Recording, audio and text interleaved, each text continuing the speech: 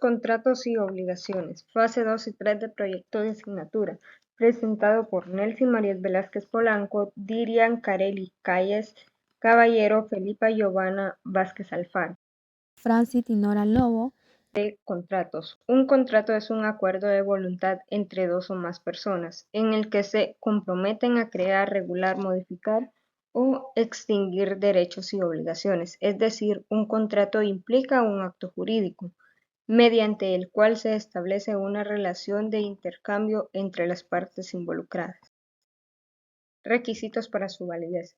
Según el Código Civil de Honduras, para que un contrato sea válido, deben cumplirse los siguientes requisitos. Consentimiento. La voluntad de las partes debe ser libre y expresa. No puede haber vicios en el consentimiento como el error, la violación o el dolo. Objetivo. El objetivo debe ser ilícito, posible, determinado o indeterminable. Es una cosa o servicio sobre el que recae el contrato. La causa. El motivo que mueve a las personas a celebrar el contrato debe ser lícito y posible.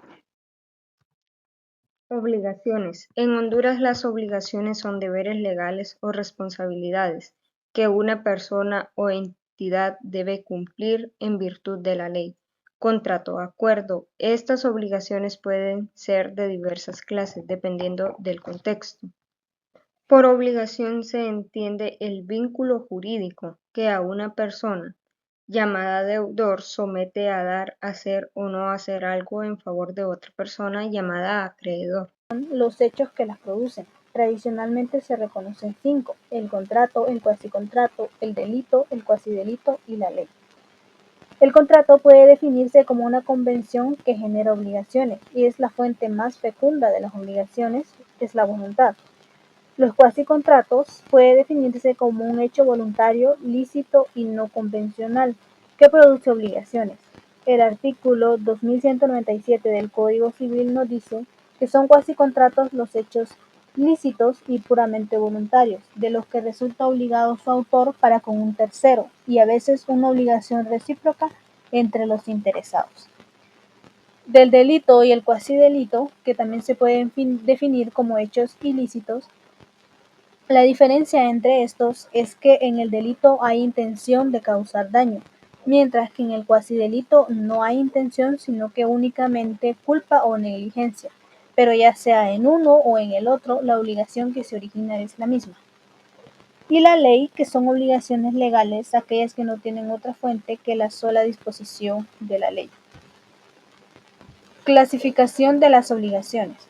Pueden clasificarse de diversas maneras, que puede ser según el punto de vista que adopte. Pueden clasificarse atendiendo al objeto, atendiendo al sujeto y a sus efectos. Desde el punto de vista del objeto pueden ser positivas o negativas. Positivas que son de dar y hacer o negativas de no hacer.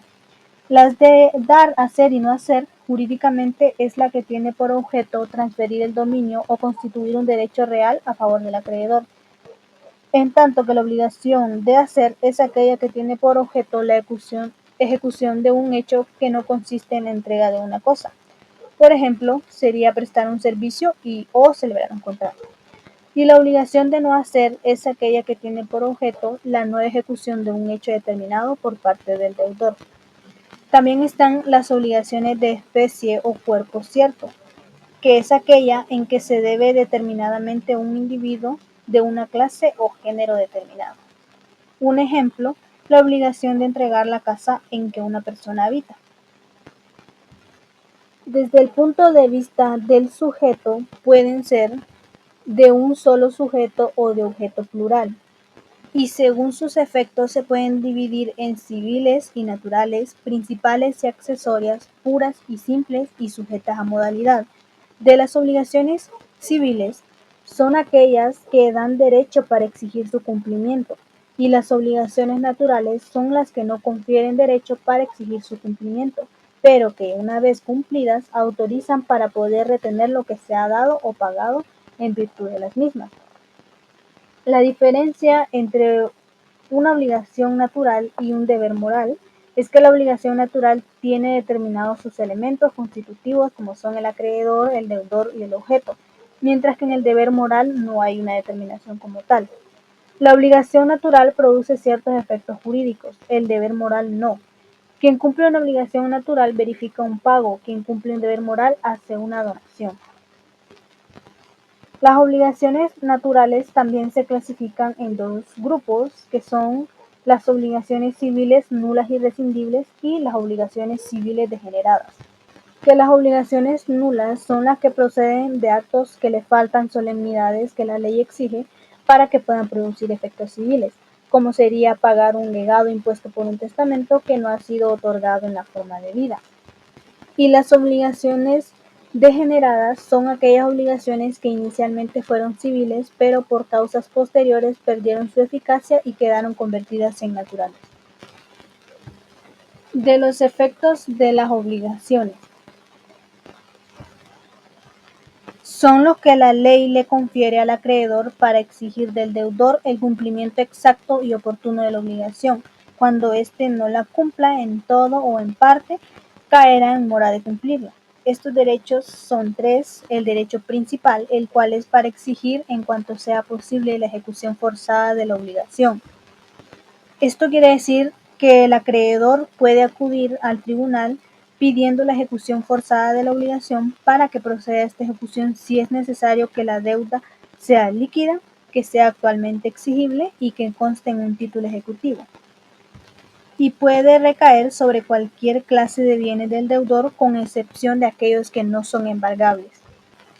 En segundo lugar, tenemos el derecho secundario, que es para exigir indemnización de daños y perjuicios cuando el deudor no cumpla la obligación o esté en mora de cumplirlo.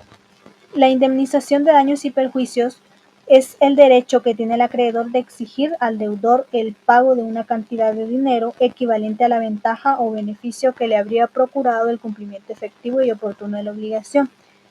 La indemnización puede ser de dos formas: compensatoria, que es la cantidad de dinero que el acreedor tiene derecho a exigir, y la indemnización moratoria es la cantidad de dinero que el acreedor tiene derecho a exigir cuando éste no cumple oportunamente con la obligación. Su objetivo es indemnizar al acreedor por los perjuicios derivados de su mora. Los derechos auxiliares están destinados a dejar afectado el patrimonio del deudor al cumplimiento de la obligación, tomando las medidas necesarias para su seguridad y conservación, a fin de hacer posible el pago de la deuda.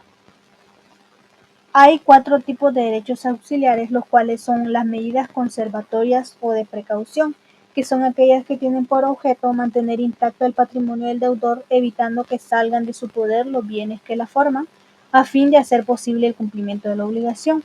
Estas medidas son las providencias precautorias, el derecho legal de retención, ciertas providencias que pueden decretarse, que éstas se dan en caso de muerte de una persona. Otro derecho auxiliar es la acción oblicua o subrogatoria, que consiste en el ejercicio por los acreedores de acciones y derechos que competen al deudor para incorporar al patrimonio de éste bienes en que hace efectivos sus créditos. Requisitos para que se dé la acción oblicua o subrogatoria es que el acreedor haya perseguido antes los bienes de que el deudor está en posesión, que el crédito sea actualmente exigible, que el deudor rehúse o descuide ejercitar los derechos que le corresponden, que la negativa o desidia del deudor perjudique al acreedor. Como tercer derecho auxiliar está la acción pauliana o revocatoria, que es la que tienen los acreedores para obtener la revocación o invalidación de los actos realizados por el deudor en fraude de sus derechos. Para el ejercicio de la acción pauliana se requiere que el acreedor deba haber perseguido previamente los bienes de que el deudor está en posesión, es decir, que tiene un carácter subsidiario. Como la acción subrogatoria, solamente pueden recurrir a ella los acreedores cuando les sea imposible obtener el pago por otros medios, y es necesario que el acto perjudique a los acreedores produciendo o aumentando la insolvencia del deudor. Y como último derecho auxiliar está el beneficio de separación de patrimonios, que esta es la facultad que tienen los acreedores hereditarios y los acreedores testamentarios para pedir que no se confundan los bienes del difunto con los bienes del heredero, a fin de que los bienes de aquel que se le pague las deudas hereditarias y testamentarias, con preferencia a las deudas propias del heredero. Otro tipo de obligaciones son las obligaciones condicionales, que son las que dependen de una condición. Y para que se constituya esta condición se requiere que el acontecimiento, o sea, la condición, sea futura y que sea incierto, es decir, que puede suceder o no puede suceder. Las obligaciones condicionales se clasifican en expresas y tácitas, positivas y negativas, potestativas, causales y mixtas, posibles e imposibles, lícitas e ilícitas y suspensivas o resolutorias. También están las obligaciones a plazo, que esta es diferente a la condición y la diferencia recae en que el plazo es un hecho futuro y cierto del que depende el ejercicio o la extinción de un derecho, mientras que la condición es incierta. Los caracteres del plazo son que el hecho debe ser futuro y debe ser un hecho cierto, es decir, del que se tiene la seguridad que va a suceder. Hay diversas clases de plazos, que son el plazo expreso, que es aquel que se establece en términos formales y explícitos; el plazo fatal, que es aquel cuyo transcurso por ministerio de la ley extingue el derecho; plazo determinado es aquel en que se sabe cuándo va a ocurrir el hecho. Plazo voluntario es el que se establece por la voluntad del autor o de los autores jurídicos del acto jurídico. Plazo suspensivo es aquel que mientras está pendiente suspende el ejercicio de un derecho o el cumplimiento de una obligación. Plazo extintivo es aquel que por su cumplimiento extingue un derecho. De las obligaciones alternativas son aquellas por las cuales se deben varias prestaciones de tal manera que el cumplimiento de una de ellas libera al deudor del cumplimiento de las demás. De las obligaciones con pluralidad de sujetos pueden ser mancomunadas, solidarias o indivisibles.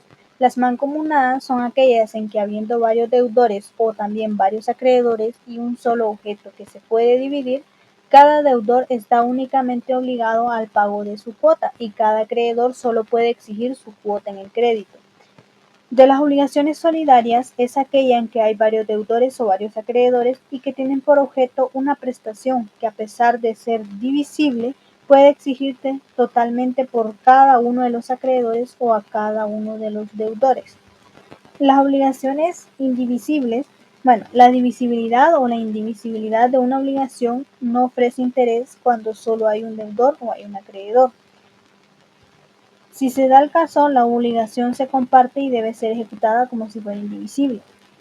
El deudor debe cumplirla íntegramente. La cuestión tiene interés si hay pluralidad de sujetos y especialmente cuando fallece el deudor o fallece el acreedor, dejando a varios herederos. Si es indivisible, no se dividirá ni activa ni pasivamente. Y a cada heredero del deudor se le podrá forzar el pago íntegro y cada heredero del acreedor podrá reclamar el pago total por la indivisibilidad.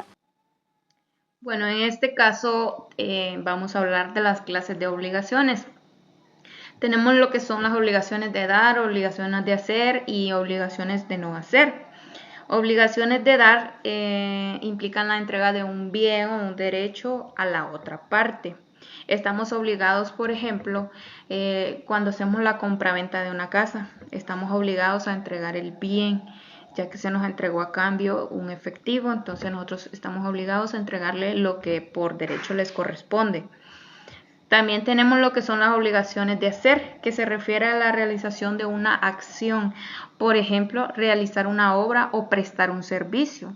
Quienes están obligados a prestar un servicio, por ejemplo, son los empleados del sector público, por ejemplo, los enfermeros, los maestros, porque es una obligación de hacer, porque por ello es que se les paga, por ejemplo, a los maestros para que den clases, están obligados a dar la clase, a los enfermeros para que atiendan a la población en general. También tenemos lo que son las obligaciones de no hacer, que consisten en la abstención de hacer algo, abstenernos, por ejemplo, no revelar un secreto profesional. Incluye lo que son los valores morales. En este caso, por ejemplo, un abogado está en la obligación de no hacer, de no revelar los secretos del cliente. Hay clientes que le confiesan, por ejemplo, a un abogado que sí, que son culpables, pero que necesitan que los defiendan y que demuestren lo contrario. Entonces su obligación es defenderlo, aunque